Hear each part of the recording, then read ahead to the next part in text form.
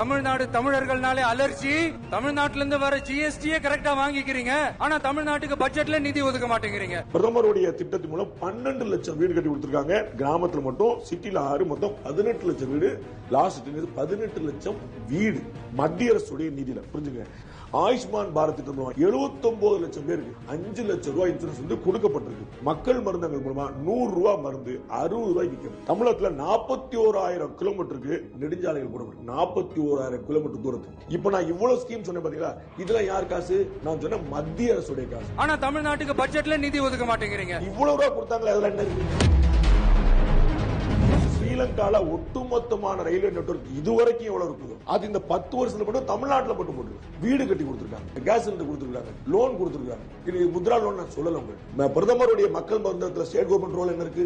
தேசிய நெடுஞ்சாலையில் state government role என்ன இருக்குது? 18 லட்சம் இலவச வீடு கட்டி கொடுத்த ஸ்டேட் கவர்மெண்ட் ரோல் என்ன இருக்குது? இதெல்லாம் சென்ட்ரல் கவர்மெண்ட் 100% ஸ்கீம்ஸ். கொலாபு திட்டமே கிடையாது. Central government 100% schemes. இதுக்கெல்லாம் காசு எது?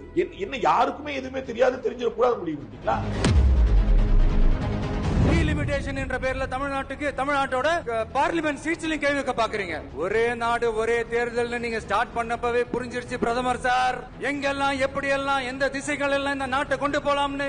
தமிழ்நாட்டை கொஞ்சம் கேர்ஃபுல்லா ஹேண்டில் பண்ணுங்க சார். டீலிமிட்டேஷன் எங்க இருக்கு காட்டுது? யார் என்ன தரவு கொடுத்துருக்கா சொல்லுங்க. பிரைம் மினிஸ்டர் சொல்லிருக்காரு, அமித்ஷா சொல்லிருக்காரு, மத்திய அரசு சொல்லிருக்கு. உங்கள்ட்ட ஏதாவது பேப்பர் காட்டு. இப்படி ஒரு பிரச்சனை டீலிமிட்டேஷன் போல எங்க இருக்கு?